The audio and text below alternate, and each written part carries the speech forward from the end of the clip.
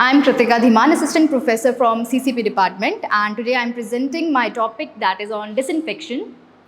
So, what is disinfection? First of all, we will discuss about the definitions. What is disinfectant? Disinfectant is usually a chemical agent which destroy those organisms that cause any microorganism that cause any harmful disease, and but it did not kill the bacterial spores. That is, what are bacterial spores? Bacteria has two types of spores, that is vegetative and your sporous form. So in what happened in sporous form? In sporous form, they just grow anywhere. They doesn't need any kind of favorable condition. But in vegetative form, the bacteria need the favorable environment, and they are very easily to kill. That is, from disinfectant we can kill them, but the sporous form doesn't kill.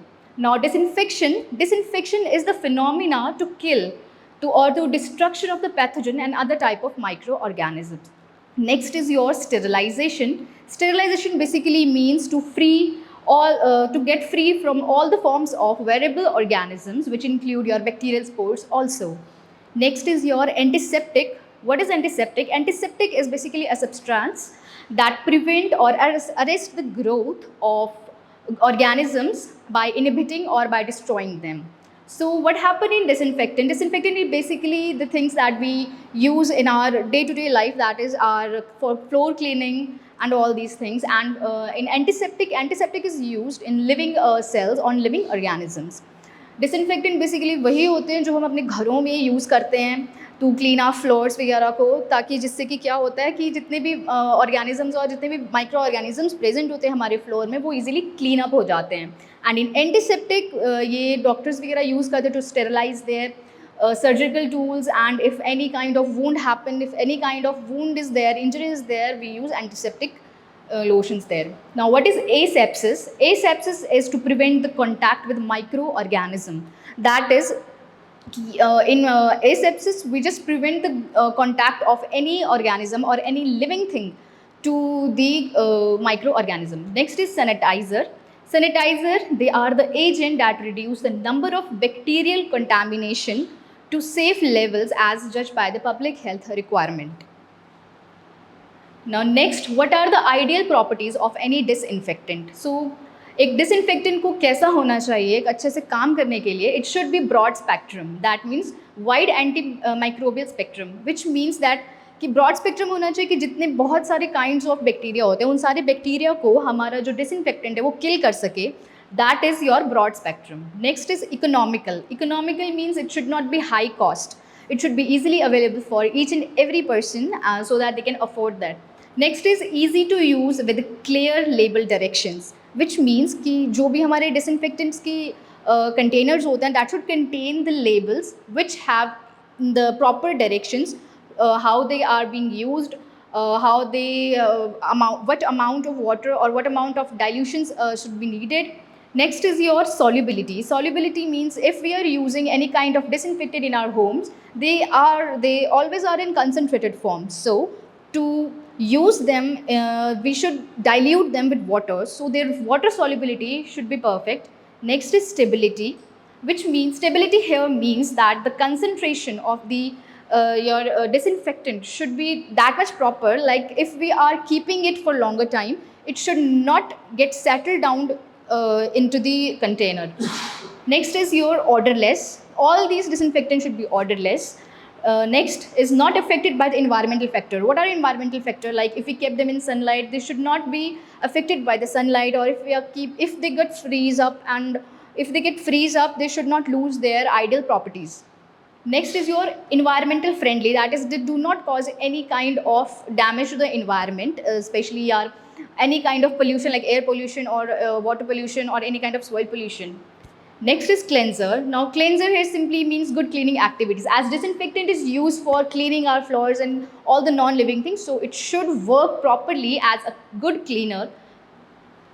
Next is your residual effect on the treatment of surface. Leave an antibacterial film on the treatment of surface. Now when we use any kind of disinfectant on our non-living floor, on our non-living things, that is your floor, your tables, your slabs in practical labs, so they should leave an antimicrobial film on the surface so that it cannot cause any kind of infection to the person that is being working there. Next is your fast acting, that is, it should rapidly kill the microorganisms within the seconds or microseconds so that we can work into the area that is being cleaned up. Next is surface compatibility. It means it should not corrode the instruments or metallic surface. Surface compatibility means disinfectant are being used in any like your tables, chairs, and in the labs, and some kind of lab instruments are also being used for by the disinfectant, cleaned by the disinfectant. So it should not show any corrosive property. It should not corrode by using these. Next is it should be non-toxic, that जो भी हम किसी भी patient को या किसी भी instrument पे हम यूज़ कर रहे हैं, उसके यूज़ के बाद उसको कोई भी इंसान अगर यूज़ करे तो वो उसके थ्रू टॉक्सिक, उसमें कोई टॉक्सिसिटी ना हो, ताकि कोई भी हार्मफुल इफेक्ट किसी भी पेशेंट को या किसी भी यूज़र को ना खराब कर सके. Now next is classification of disinfective agents. Now disinfections are of different kinds. The basic major kinds are your natural agent, physical agent, and chemical agent. In natural agent we have sunlight and air. Sunlight and air, sunlight contains UV radiations which automatically have the disinfectant properties.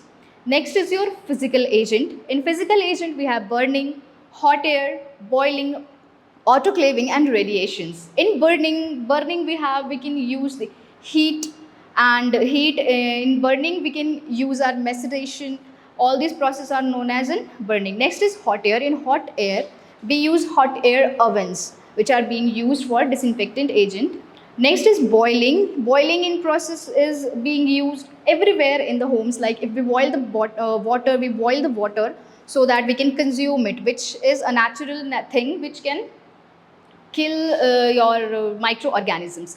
Next is autoclave. Now what is autoclave? Autoclave basically works on pressure in a principle. That means it's a similar process that is being used in your pressure cookers. Next is radiations. Radiation simply we can have gamma rays, UV rays, and alpha rays for disinfection process. Next is your chemical agents. Now what happen in chemical agents? We have classified chemical agents in solid, liquid, and gaseous form. So in chemical agents, solids are the lime, bleaching powder, and potassium permanganate. Now lime can be water of your calcium hydroxide or calcium oxide, which is being used as a chemical agent in your disinfectants. Next is your liquid. Liquid can be your phenols and their compounds, quaternary ammonium compounds, halogen compounds, oxidizing agents, heavy metals, alcohols, and formalin. Now next is your gases. Now in gases we have formalin, chlorine, ethylene oxide, etc. Here in gases the formalin is being common in all the form. That means the formalin can be used in your gaseous form as well as in your liquid form. So in further videos we will discuss about these in details. So for this, thank you so much.